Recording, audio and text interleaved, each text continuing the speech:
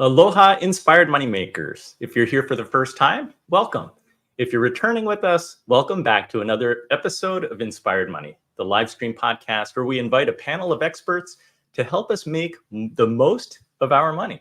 I'm your host, Andy Wong, financial advisor. Today, millions of Americans are part of the gig economy, and it's not just in the US. This new work model is growing globally, driven by the demand for flexibility and independence.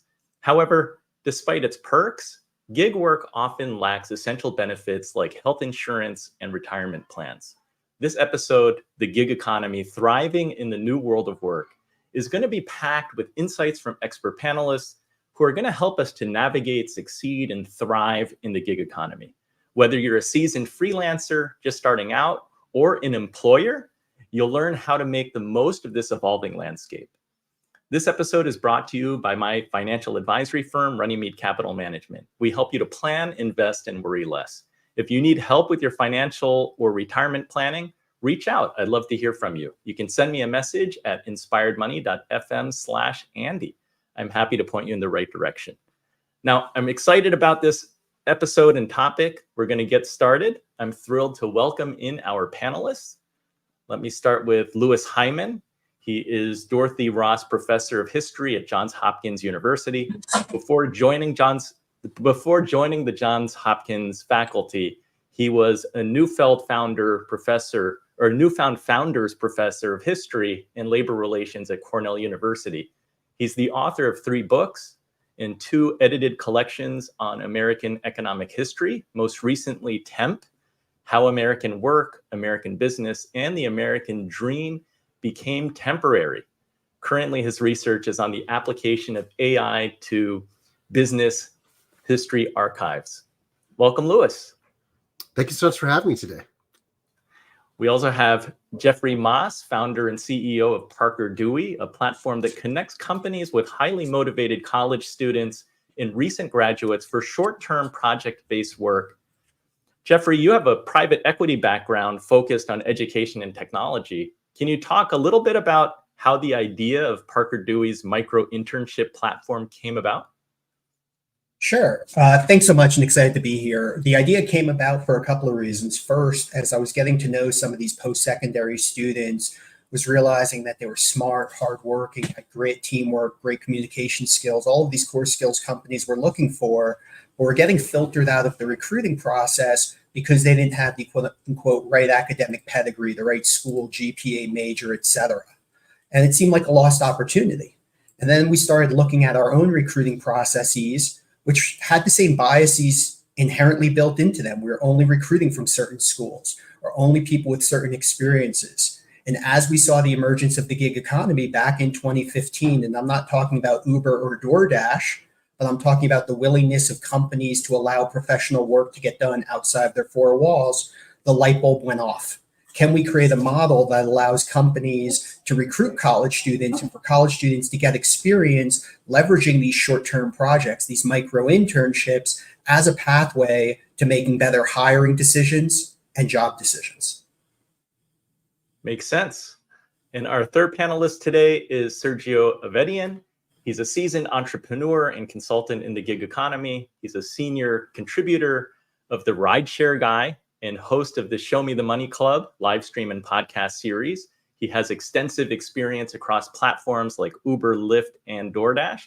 And it's my pleasure to welcome back to Inspired Money. Welcome back, Sergio. Thank you, Andy. Much appreciated. So I'm looking forward to this discussion. I think we're going to get lots of different perspectives, right? We have a history professor. We have an individual who is running a gig economy platform.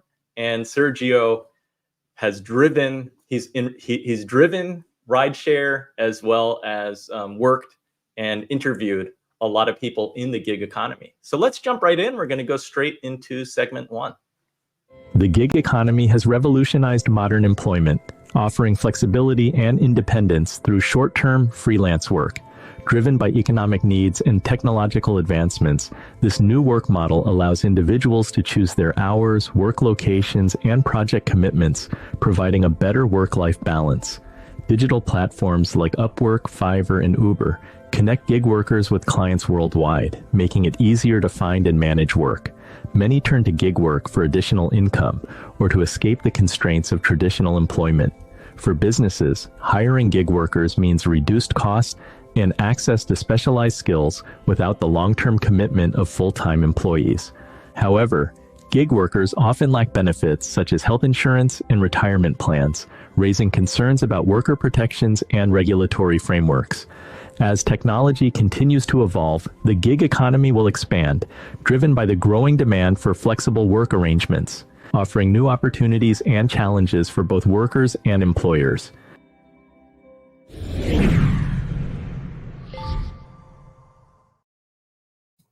Louis, if you can kick us off, maybe you can give us some perspective to get started. How do you see the historical evolution of temporary work influencing the current gig economy? I think that's an essential question, Andy, because a lot of what we think about the gig economy is really the story of Uber, but it's so much more than that. These kinds of digitally mediated platforms are only a small percentage of the overall ways in which Americans have looked for flexible work outside a traditional 9 to 5.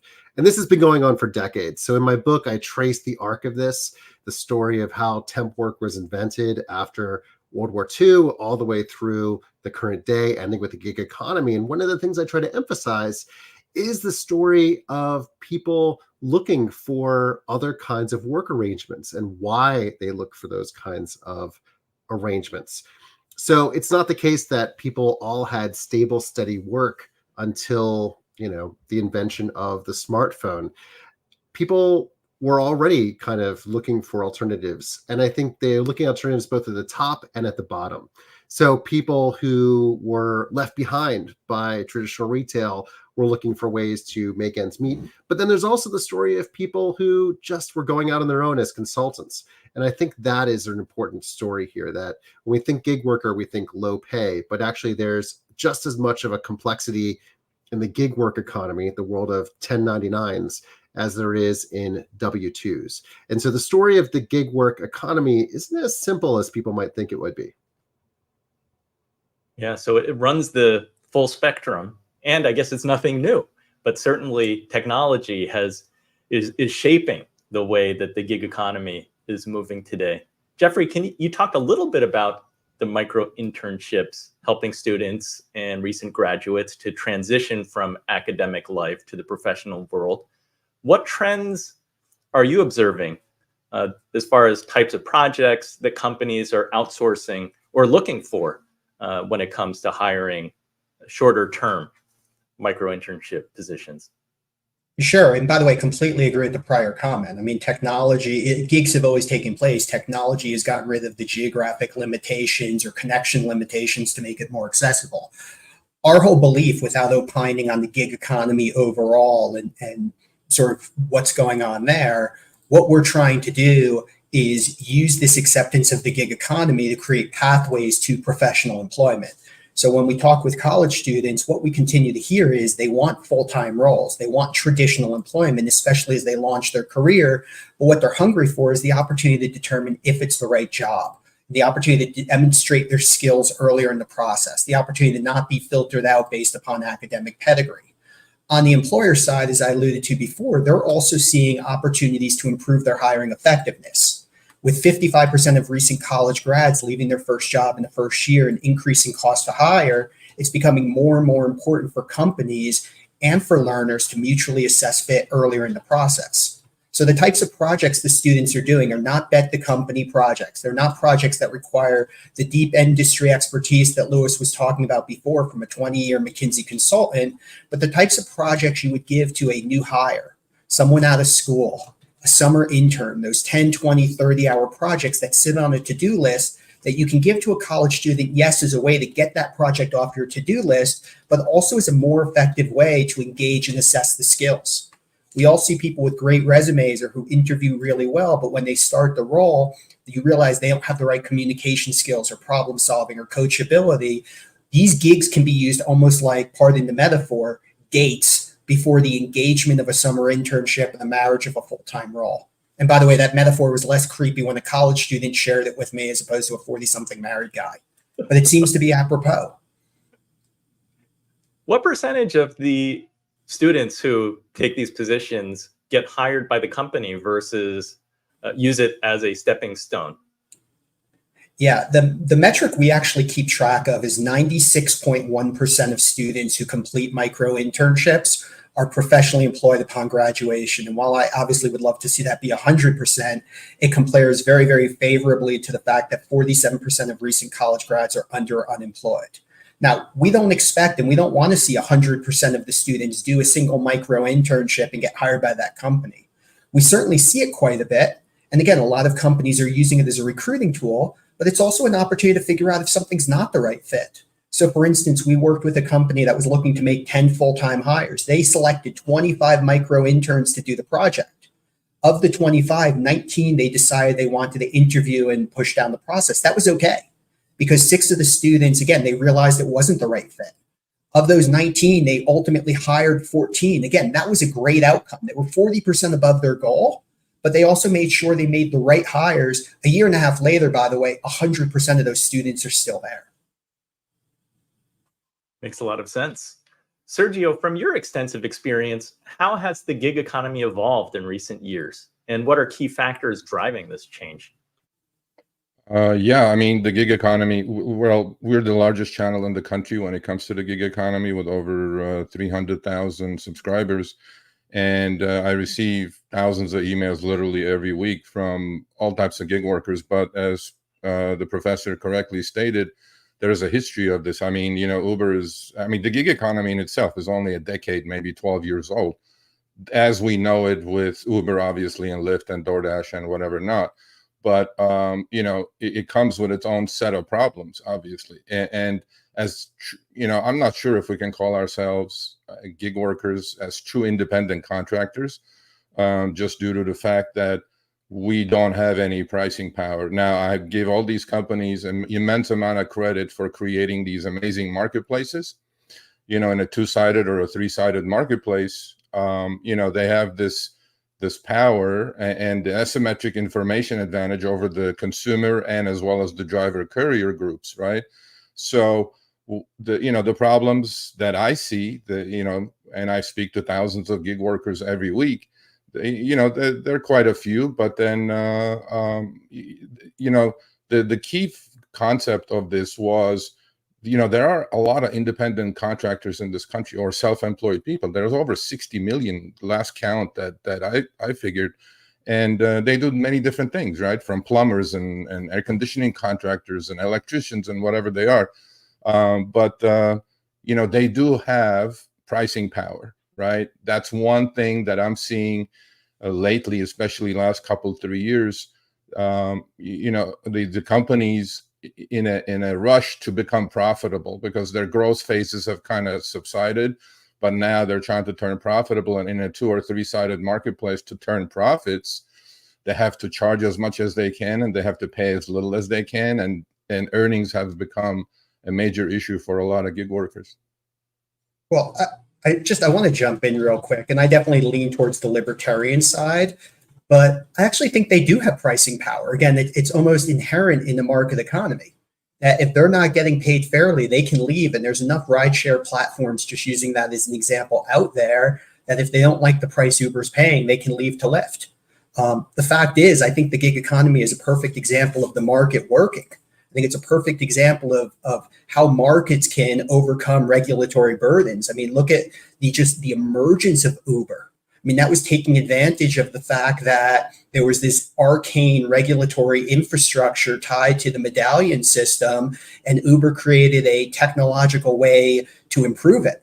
And it allowed individuals to be drivers and use that as an income stream without having to give up such a large percentage of their income to medallions.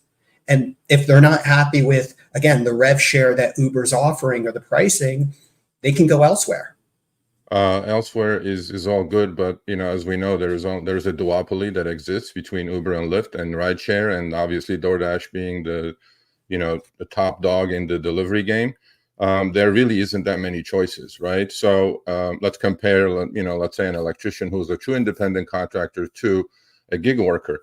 The price of the job is set by these companies. There is you're assuming the market, but you're assuming their choices are only driving a car. You're assuming their choices are only Lyft, Uber, or DoorDash. The reality is they could get other hourly js. I mean, again, it's the market. They're making that choice to drive.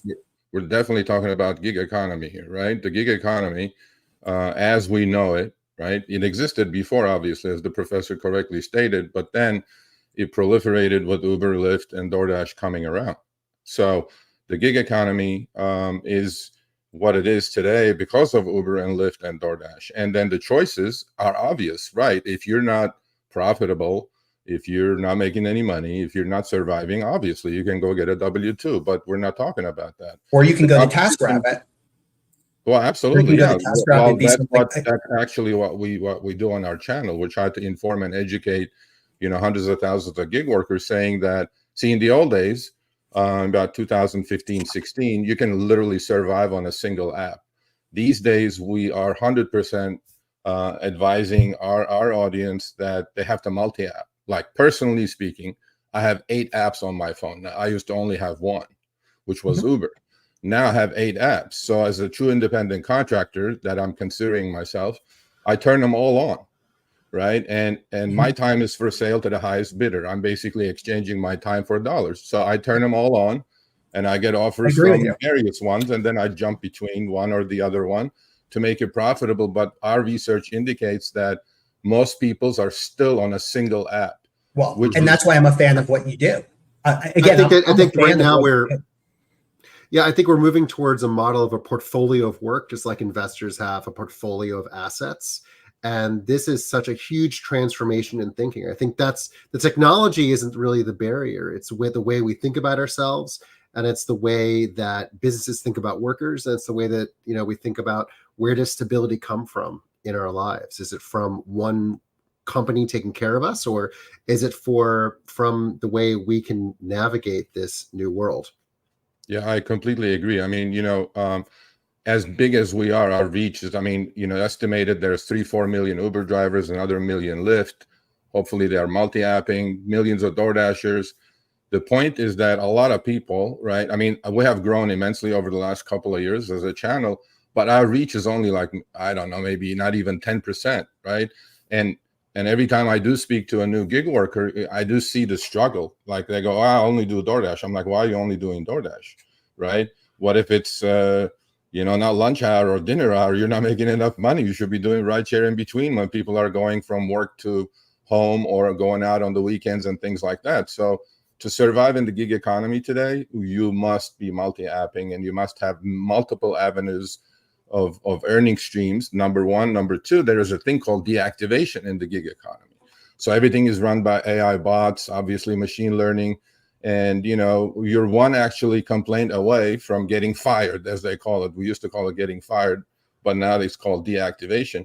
And to get back on these platforms is really, really difficult. So that's why we suggest, hey, you have 6, 7, 8, 9, 10 apps on all at the same time, and pick and choose and go between jobs, and be as efficient as you can. Optimize that 60 minutes that you're online, right? Not maybe 10 minutes you work for Uber, 15 minutes you work for Lyft, and 20 minutes you work for DoorDash.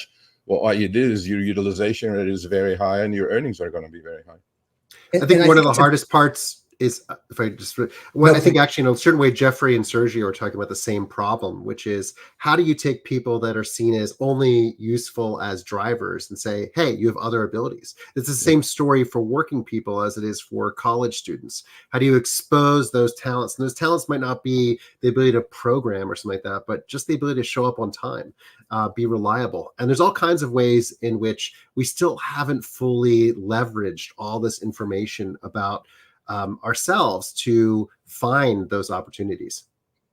And by the way, I completely agree. And it's worth separating out. I mean, from an employer's perspective, the guy using employer in quote, there's 3 very different use cases. Again, there's the case of the DoorDash, Lyft, Uber, where it's simply about a commoditized task, driving me or driving something from one place to another. At the other extreme, it's the Catalent, which formerly was known as Hourly Nerd or even TaskRabbit, where it's more about access to great resources, where I don't need someone full time, but I need access to that resource. Again, professional to help me almost as a consultant. And then you have something like Parker Dewey in the middle, where it's not about the gig itself, but the gig is a pathway to something more. a pathway Absolutely. for a company to recruit and for someone to get experience. And all three of those are different. And one of the things that's been really interesting to me, at least in my engagement with the professional employers out there, and again, I'm not talking the Ubers or the gig economy companies, but when we're talking with companies, they're not saying we want to replace our workers with giggers. They are not saying that. They recognize the value of the full-time employee-employer relationship. They're saying, how can we use gig-based work either to solve very concrete, direct, temporary needs, like, again, the Upworks or the Fivers, or how can we use it as a recruiting platform? Yeah, I agree with that. I agree completely. And the other thing is, like Professor, said, a lot of people are not aware of their capabilities. They really aren't. They think they're just stuck in this box that, I just deliver, I just drive.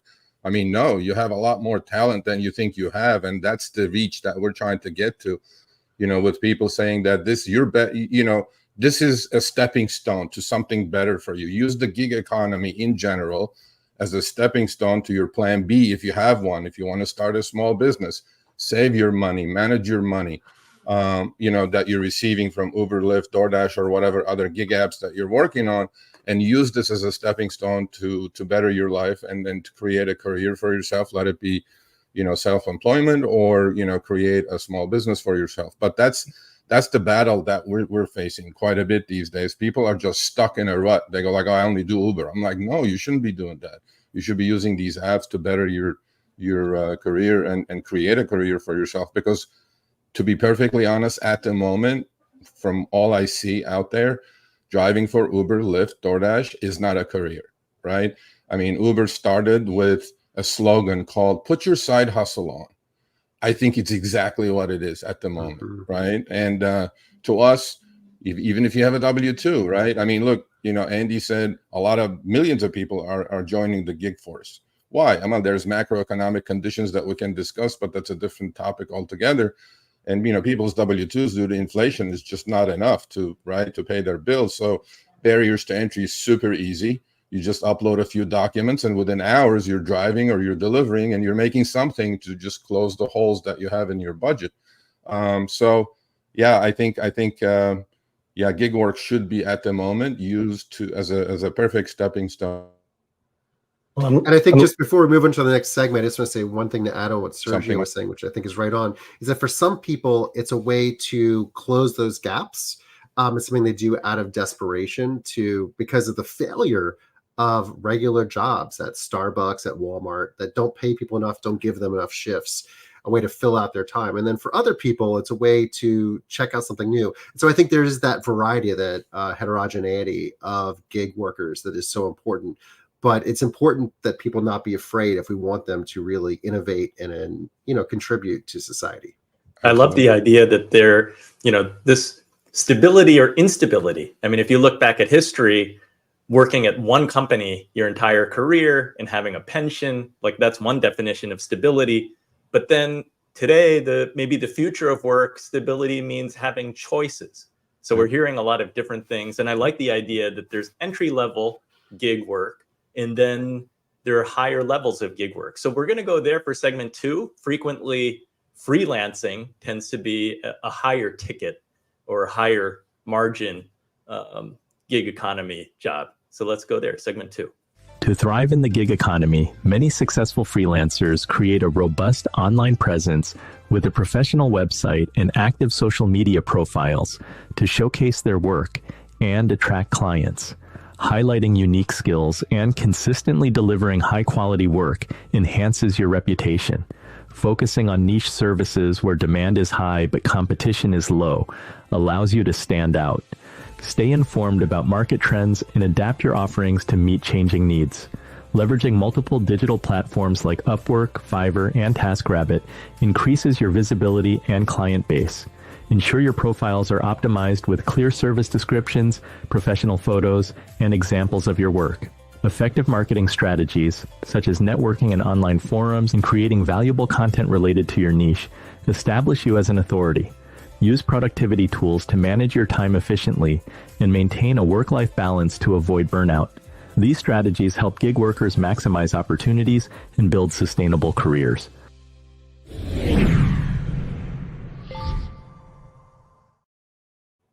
Jeffrey, how important is personal branding for young professionals engaging in micro internships?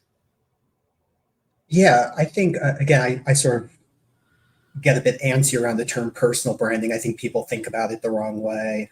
One of the things that's been most interesting for me to see is that the employers want to look beyond what would normally be considered part of that personal brand. They want to look beyond where someone went to school or GPA when they're on the Parker Dewey platform.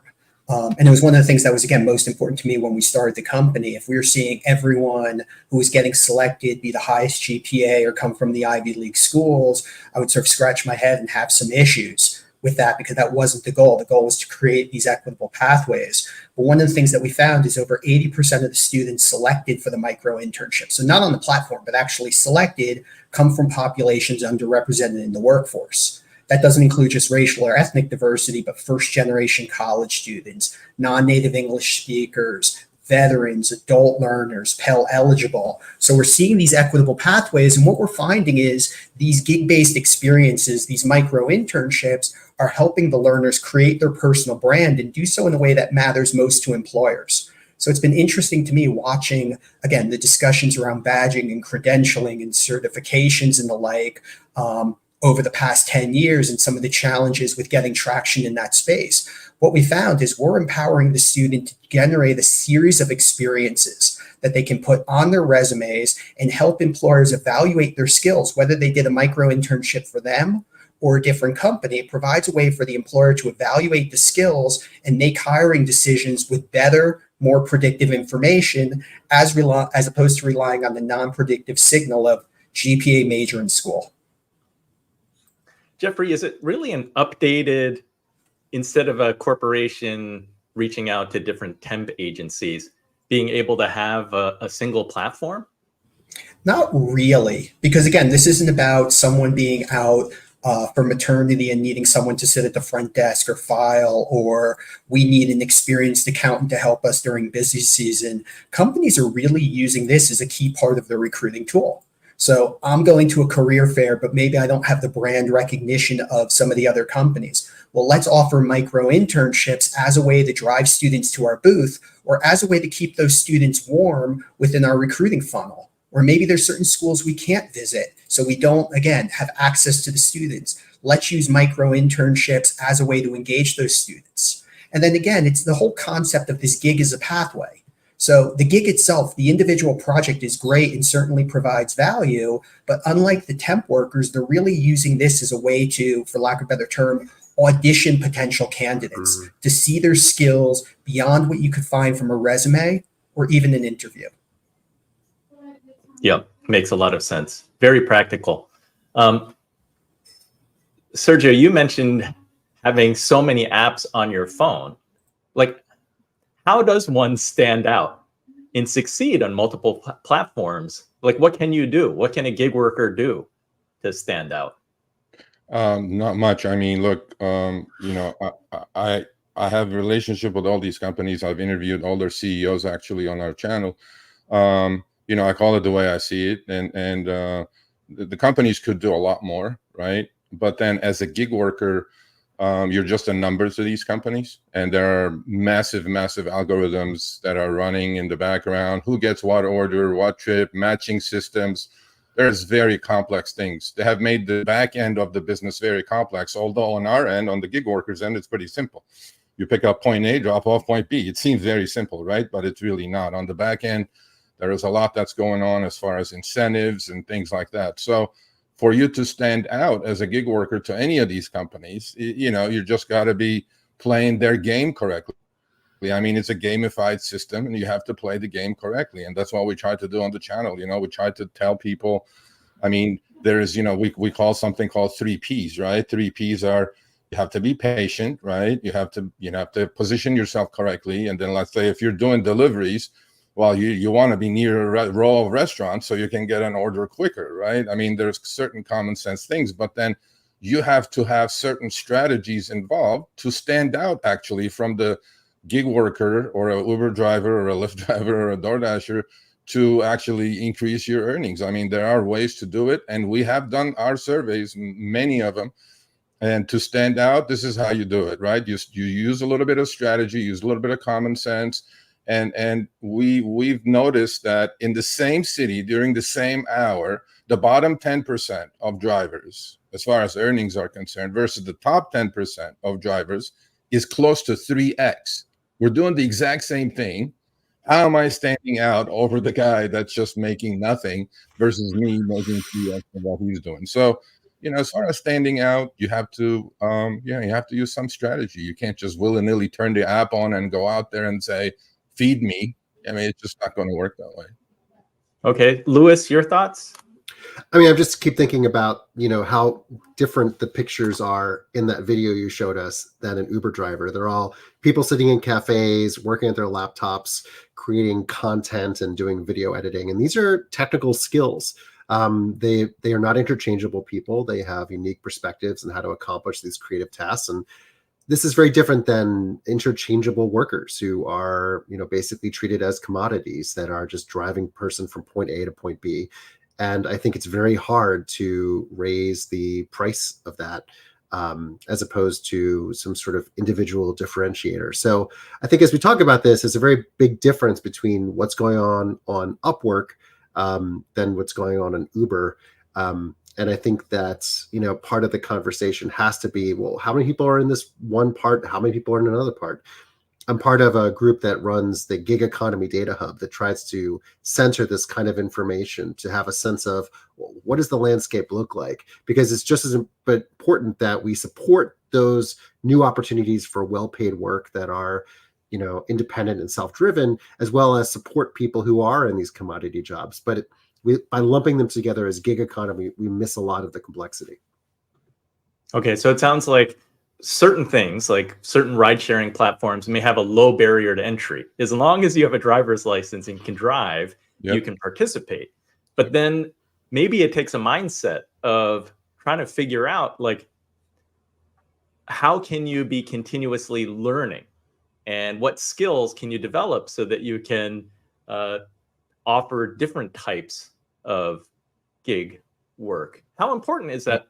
I mean, look, Andy, as a rideshare driver, let's say you can start as a rideshare driver, right? You learn your city, you learn the flow, you learn the rhythm of your city.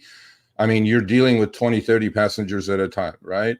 Okay, so you do that for a couple of years, you save your money, and then now you're thinking, okay, well, why don't I get into some sort of private rides, right? For higher end clientele. Maybe you can move up and buy a better car or buy an SUV and offer some limo services or offer private trips with obviously correct insurance and LLCs and all that stuff.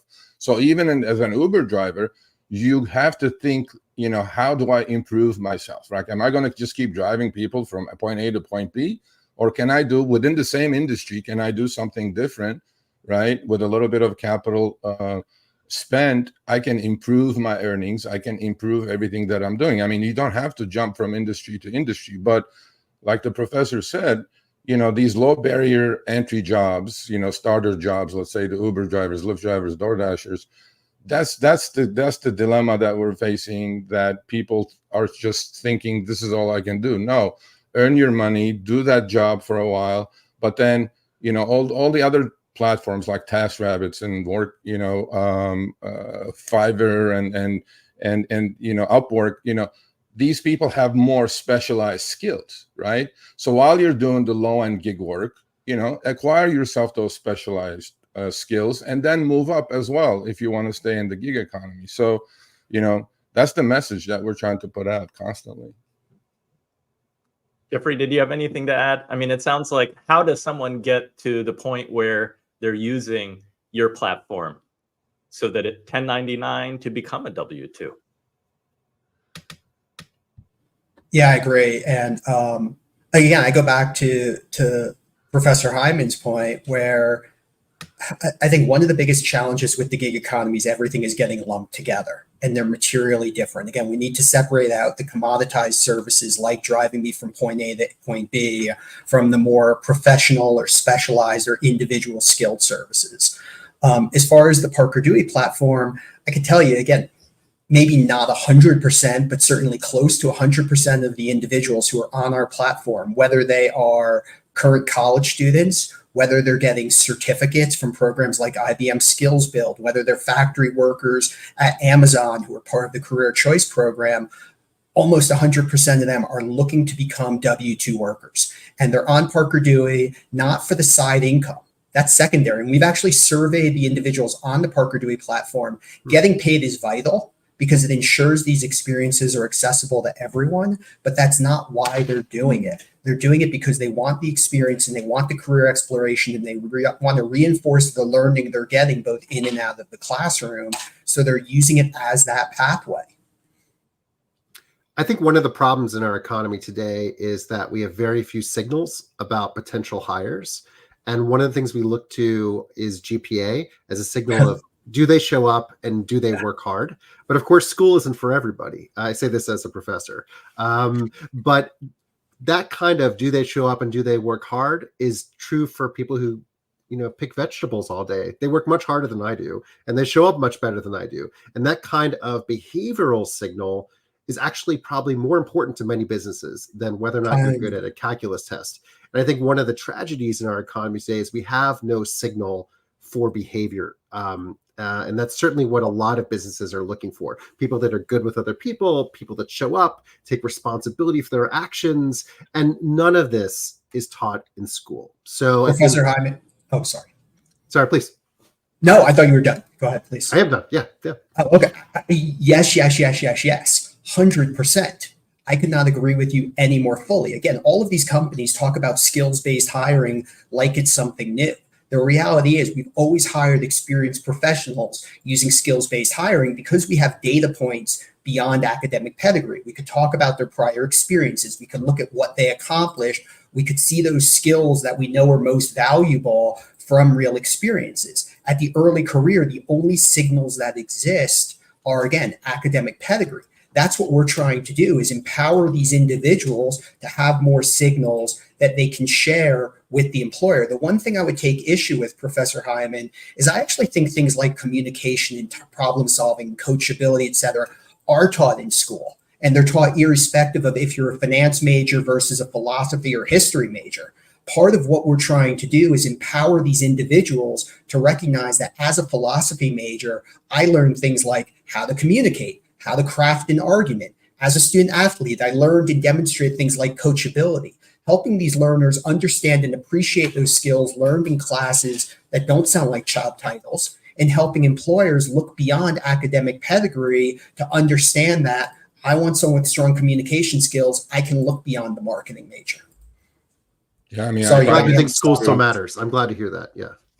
If I may add to what Jeffrey said, I mean, a lot of people think it's a commoditized business, right? I mean, as far as a rideshare driver or a delivery driver, but we are in touch with people all day long, right? So we can improve our own communication skills, and we're dealing with 20, 30 passengers or 20, 30 food pickups. You're dealing with the front office or front of the restaurant. Then you're dealing with a customer, right? And then you're dealing with rideshare trips, people going to airports. You can create better communication skills. You can improve your skill set by just doing those. If you are lacking, you just, academics is obviously wonderful, but it, like Professor said, is not for everyone. And, then you can go land a job with better skill sets. I mean, you're literally communicating. If you're a driver, if you're driving Uber for 10 hours, you have 30 people in your car. All 30 are different, right? You have to be able to read the room, and you have to be able to cater and service, the rider as well as you can. And you do learn. You're constantly learning, even when you're doing these entry-level jobs, gig jobs. I think it's worth. Sergio, I completely agree with you. And again, I hope I didn't offend you by talking about Uber or Lyft being commoditized, because I think it's worth thinking through. It might be commoditized to me as the customer. As long as someone gets me from point A to point B, I am happy. Maybe there's a little bit of nuance in how they get me there and the level of communication. But to your point, I love the fact that you're empowering the individual driver to take ownership of his or her career and think about how those skills they're learning as an Uber driver, DoorDash delivery person, et cetera, can be applied as they think about longer term, more financially rewarding careers. Yeah, 100%. And, there's a stigma attached, right? I mean, they go like, oh, you're just an Uber driver. Well, I'm an Uber driver, right? And to me is, is, I think it's kind of an unfair situation. Just because it's an entry-level job, you're just an Uber driver. I mean, we have a community truly super educated. I mean, I was just talking to a gentleman who's going through a PhD program and is driving Uber, right? So to us, it's not it's not what you know, right? It's who you are, how you present yourself. Why does one driver get 60% of the time tips while the other one doesn't? Because he has better communication skills, right? So you can improve all these things even with an entry-level job or entry-level gig work like Uber and Lyft and DoorDash are. Yeah, one thing that I want to say is that we didn't go in this direction, but it's worth thinking about because I've been spending a lot of time on LinkedIn lately. So shout out to our LinkedIn Live viewers. I see a lot of people who spent most of their career in corporate America. And then either because of a layoff or because they decide to go off on their own, they've seen opportunities where the gig economy gives them tremendous benefit. Whereas they were working for a company and felt constrained under a manager that they had difficulty with, or just weren't getting promoted, suddenly they could take their skill and go off on their own, hang their own shingle, and do so with a lot of independence and flexibility. I want to move to segment 3. We're going to talk about navigating the uncertainties of the gig worker. Effective financial planning can provide much needed stability for gig workers who may face irregular income streams. Start by creating a detailed budget that covers essential expenses like rent, utilities, and groceries. Use budgeting tools to track your income and expenses. Building an emergency fund is crucial. Aim to save 3 to 6 months worth of living expenses in a separate account, contributing regularly until it's well funded. Managing taxes is also important. Use accounting software to track income and expenses, set aside a portion of each payment for taxes, and consult a tax professional to maximize deductions. For retirement, explore options like IRAs or solo 401ks and contribute consistently. A financial advisor can help tailor a retirement strategy to your needs. Additionally, research affordable health insurance through marketplace exchanges or professional organizations, and invest in health and disability insurance for protection against unexpected medical expenses.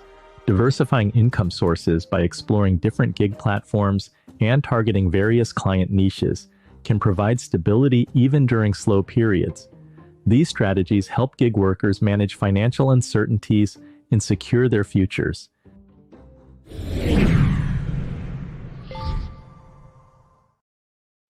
Louis, what lessons can gig workers learn from financial challenges faced by temporary workers in the past? Well, I think part of it is the story of income volatility. So in this country, we talk a lot about income inequality, which is a huge problem, but we talk much less about income volatility. And I think for a lot of gig workers, that's where the challenge is, which is that, from month to month, you may not get all the shifts you want at your regular job, and you're trying to stabilize that flow of money. So how do you budget? I mean, it's all well and good to say budget, but how do you budget if your income is swinging by 30% in a month, as it is for the median household income household? So I think one of the things to think about this in terms of the history of temp workers is trying to think of it as a buffer against that volatility. And that historically, it was the case that temp work was linked to a 2-person stable married household. And of course, that's really no longer the case for, so many Americans having that backup. And so you have one earner in a household and they're faced by all this volatility. So these kinds of ideas seem very straightforward to people who have salaries, and for people who don't have salaries, it's much harder to achieve. Yeah, it sounds like when there's uncertainty, you need to sock away extra so that you have some cushion. Sergio, you've talked about how the algorithms change and how different platforms change. There are periods where there are a lot of incentives where you get paid more and you can make more money, and then suddenly the algorithm changes and it becomes more competitive, and maybe payouts are less. What financial planning advice do you have for gig workers who experience that irregularity in income streams? Yeah, I love this segment. Actually, this is when we first started Show Me the Money Club a couple of years ago on our channel, one of our first segments or episodes was about, do you know your cost per mile, right? Because we've interviewed the CEOs, obviously, and when we interviewed the CEO of Uber, he said you have to treat this as your small business, right? I mean, there is revenue, and then there's your cost, and you have to figure out your profitability. So we thought it would be a boring subject, okay?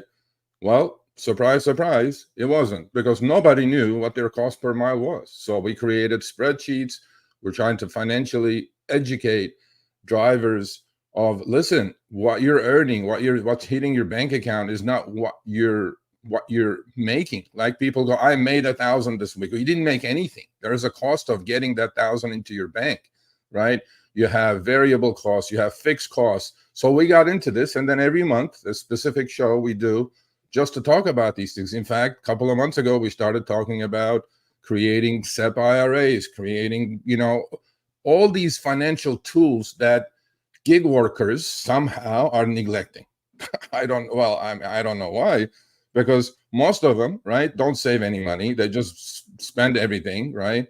We started talking about investing. We started, without giving advice, obviously, but we need to educate the community, massive gig worker community, that you have other choices, right? You have to think about this.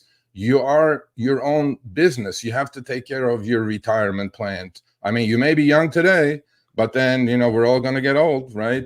Father time is not going to wait for anyone. So, I think this is what's the number one issue is in the gig economy these days, that there is not enough education. Although, a lot of people do this on a transitory basis, right? You do it for 6-8 months while you're between W-2s or whatever. But there are a lot of people who do this full time, and they don't think of the future. They don't think of, well, what if my car breaks down? Do I have enough money to fix this thing? Do I have a rainy day fund, right?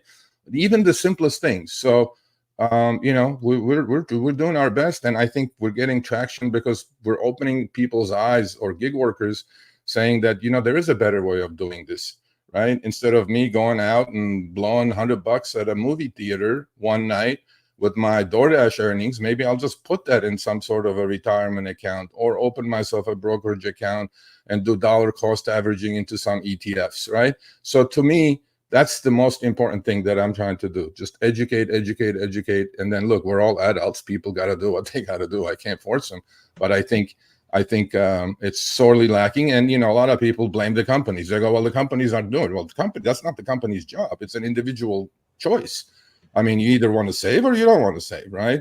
So, I'm very passionate about this. I think gig workers should think for the longer term and should really take advantage of what they're doing now, and then create some sort of retirement for themselves. I think especially for drivers, this matters so much. When I talk to Uber drivers, I'm sure everyone talks to whoever they're driving with, how few actually calculate depreciation on their cars, and how important depreciation is to making it a viable job. And I think it does take extra work to be an independent contractor in terms of keeping track of all those costs. And it'd be great if we could figure out a way to make it easier to get that information from the platforms, and for gig workers to account for all those real costs that they are should be subtracting off their taxes. I mean, to be fair, there are companies out there that do that. Like, there are companies like Gridwise, Solo, mileage tracking apps, right? All these tools are out there. It's just a matter of, acceptance of these tools and gig worker using it, right? And to me, we have affiliate relationships with a lot of these companies, and they don't use them. I'm like, buddy, this is figuring out your taxes. This is figuring out your mileage deduction. This is figuring out everything for you. Go do it, right? And then they go, I don't want to pay $5 for that app a month. I'm like, and Sergio, I love the fact you have to think. You have to think about these things. And Sergio, I love the fact that not only are you mentioning the tools, but you're highlighting the fact it's up to the individual. These are grown adults. These are people that need to take ownership. So as opposed to, and again, sorry, Professor, as opposed to saying it's the responsibility of Uber, Lyft, or DoorDash to provide these tools, that's not their job. They're creating a platform allowing Jeff, the driver, to sort of find rides and deliver them. Let Jeff take ownership of, again, how he's going to keep track of that mileage or data. Let's put the responsibility on the individual. Yeah, 100% agree. And we even did spreadsheets. We did live links like a Google Sheets docs, so you can put your variables and fixed costs in there, and then it'll spit out what your cost per mile is. Because like the professor said, people didn't even know what depreciation was. I mean, if you're driving a new car, obviously the depreciation is going to be a lot higher on that, because as an average, I don't know, Uber driver, you're driving 5,000-6,000 miles a month, right? At the end of the year with 70,000 miles on your 2023 Toyota, right? How much of that did you eat, right? But then people just don't understand these things, and to me, that's the most important thing I can do. I mean, I can bitch and moan about the companies doing this, doing that, but I think as you have to take ownership, like Jeffrey says, and these tools are out there. It's not like you have to create this like 20-column spreadsheets and get into any of this stuff. All you have to do is plug in your numbers. You buy gas, you plug it in. You buy your car, your note, your whatever it is. And then now you'll have an idea of, okay, wait a minute, $1,500 this week hit my bank account from Uber. But then once I plug everything in, that 1,500 is not really 1,500, right? So I think this is the most important topic out of all three. I mean, people need to understand there's a cost of doing business. Treat this as your own small business as long as you're doing it. There's that, and I think that there are a lot of pros to the gig economy, but one con is that you have to be self-reliant. It's kind of like the pension fund where the company took care of you in retirement, and now you have a 401k plan, and you're in charge of your destiny. You better select your funds. You better educate yourself. And in the gig economy, you have to be self-reliant. You have to take care of yourself. Let's go to segment. Just real quick, I would argue that should be true of any employee. Whether you're a 1099 or W-2, you need to take individual responsibility. We are in an environment where people can change jobs really easily. If they're not happy with their healthcare plan, if they're not happy with their company's 401k, they're not happy with their salary or role, they need to take that individual responsibility. And again, saying that that's a difference between gig economy and employees, I think is a little bit of a misnomer. Yep, well said. Let's go to segment 4.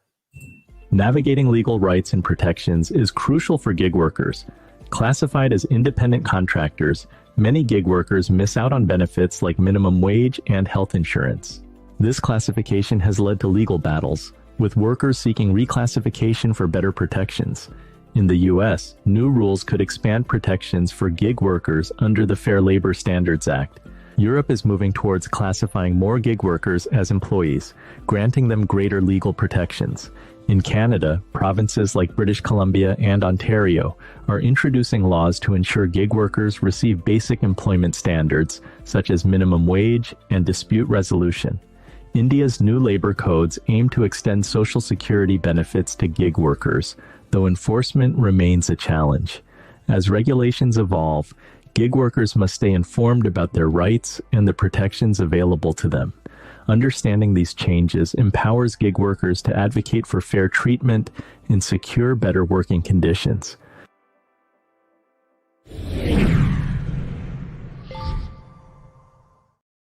Jeffrey, I think that you sit in a unique spot, being able to see a platform like Parker Dewey. Do you see that there are changes necessary in labor laws to protect gig workers, particularly young professionals and recent graduates? Honestly, not really. I think some of the laws are actually overreaching.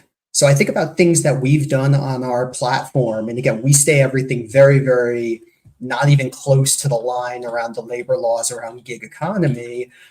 But I think about certain places where it certainly makes it more difficult or more risky. So for instance, there's companies we work with that may be located in California that just automatically assume they can't offer micro-internships on Parker Dewey because of California gig economy laws. Now, first of all, that's false. And there's ways that we help them understand, but that bias because of the laws and regulations and noise around it creates friction.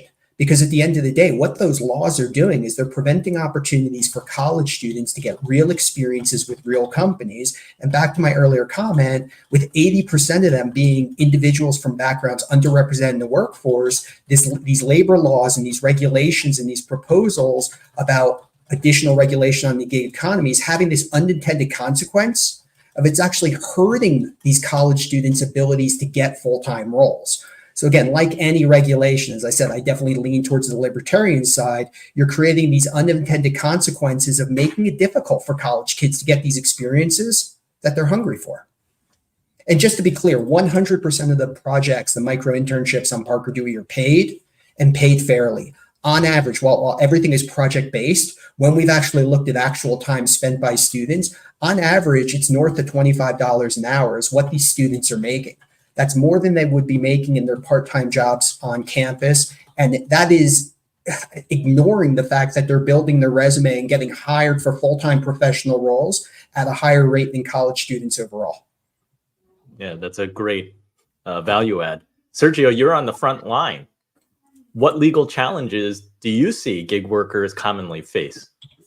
Yeah, I mean, we know what happened this year already, right? We know what happened with the Department of Labor saying one thing.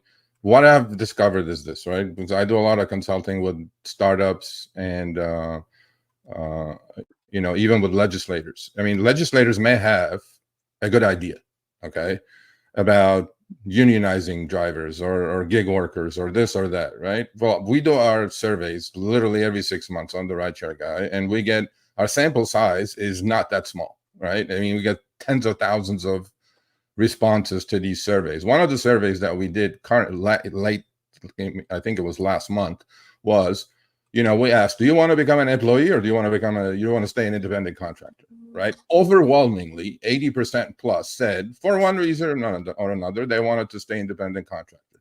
And as we know, Uber, Lyft, DoorDash, their business model with their zero asset or low asset business models, they cannot just overnight accept 6, 8, 10 million employees, right? It's just not going to happen. These companies will go broke.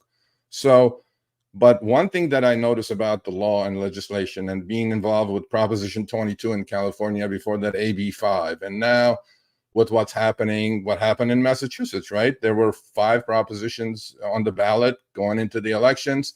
The state AG and Uber and Lyft agreed, they set up these hybrid plans. There is a hybrid with portable benefit plans, right? Companies cannot afford to have employees. I mean, this is it. This is the way gig work is set up. And the community is saying that, right? They want to stay independent contractors. But I think what Jeffrey said is correct. There is, certain legislative groups have this opinion that, yeah, everybody should be employees of these companies. Well, the jobs are going to disappear if they do, because the other thing that's going to happen is that, just like it's happening in New York City now, these companies own the apps, right? If you want to become an employee of this company, they're going to put a schedule on you. They're going to give you an Uber hat and say, you go out and drive, you accept every trip, you can't turn down trips, this is your shift. It's just like regular things. So, and a lot of the legislators, I think, are misinformed. They may have good intentions in what they're trying to do, but then they don't know the consequences of these actions that they're taking. And actually, that's the other thing I'm trying to do, just talk to as many legislators as I can before they pass something that Uber, with their heavy lobbying power, is going to go absolutely decimate and kill, right? So, they're trying to help the gig worker, but they're kind of hurting the gig worker with some draconian, laws that they're trying to pass. So yeah, it's not easy. Louis, any history lessons that we can learn from labor laws? I mean, partially it's that the labor laws are history, right? They come from a particular moment in the 1930s, the 1940s, the 1950s, when Americans were looking to a steady work industrial economy, a 9-to-5 permanent job. And I think for a lot of people, they look to that as an era of good work. But it was also part of a particular kind of economy. And I think today, instead of listening to Sergio, listening to workers and saying, well, what do you want? What do you need? People who are well-intentioned, as he said, want to shoehorn the gig workers back into what they consider to be the good economy, instead of saying, well, how do we combine stability and flexibility? How do we create the opportunity for reasonable wages in a range of flexible work? And for me, I think this is the great tragedy, that you are trying by these kinds of regulations. It's going to crush the markets in certain places where people need these jobs. They need these jobs to fill out their schedule. They need these jobs because the W-2 economy has already failed them, right? So the idea that somehow if you got a W-2, suddenly everything would be great. Well, that's obviously not the case, because there was inequality and instability for American workers long before there was Uber and the so-called gig economy. Yeah, I mean, I agree with the professor. I mean, in the previous segment, he said it, right? Today's W-2 is nothing like the W-2 of 30 years ago, where you worked there and got a gold watch and left with retirement. It's not like that. People switch jobs like socks these days. So to me, gig work has its place. Yes, there is some certain protections that are needed for the drivers, such as safety issues, many things that we can discuss. However, yes, all the intent of the legislators just lumping everybody in like a bucket, I think, is wrong. Well, let's everybody stay tuned, because we're going to ask the panelists where they think the gig economy is going. Let's bring it home with our last segment. The gig economy is evolving rapidly, with significant transformations ahead. Technological advancements like AI are revolutionizing job matching, making it easier for gig workers to find suitable opportunities quickly. Blockchain can enhance transaction transparency and security, which is crucial for contract enforcement and payment systems. New hybrid work models are emerging, blending traditional employment with gig work. This allows businesses to maintain a core team while using gig workers for specialized tasks. Additionally, the gig economy is expanding into sectors like healthcare, finance, and education. Legislative changes that provide gig workers with benefits such as health insurance and retirement plans aim to balance the flexibility of gig work with the security of traditional employment. Globalization and remote work are further breaking down geographical barriers, allowing gig workers to access opportunities worldwide. Continuous skill development through online courses and certifications is becoming essential for staying competitive. These trends are shaping a dynamic future for the gig economy, offering both challenges and opportunities.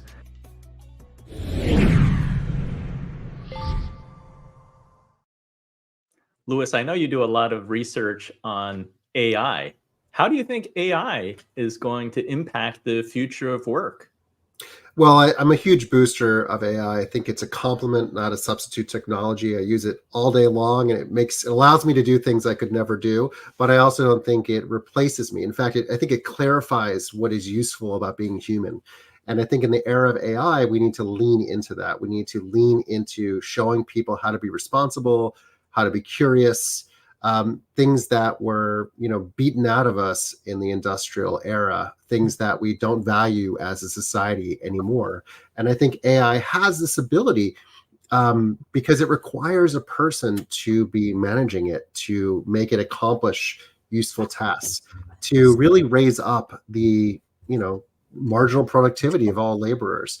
And I think the more we can do that, to teach people how to use these tools, the more valuable they'll be in the marketplace for businesses. So I think we're on the cusp of something really wonderful if we don't, stifle it or squash it.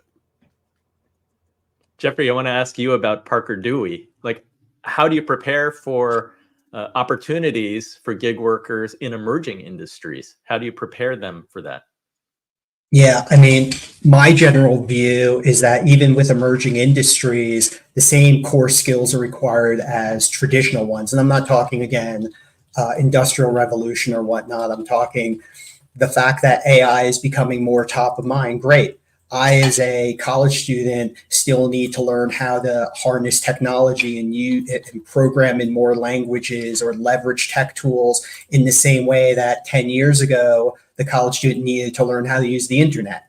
The same way 20 years ago, the college student needed to learn how to use personal computing. So I think a lot of it is noise, that by teaching individuals these same core skills, again, communication, problem solving, learning how to learn, adaptability, they'll be just as prepared for the emergence of AI and whatever new tools come as they were for the emergence of the internet and whatnot. Sergio, do you think about emerging technologies, like how AI will continue to impact the gig economy, or maybe even will blockchain have an impact? Yeah, and in fact, you mentioned blockchain. I'm going to interview the CEO of a platform that's being developed on the Solana blockchain.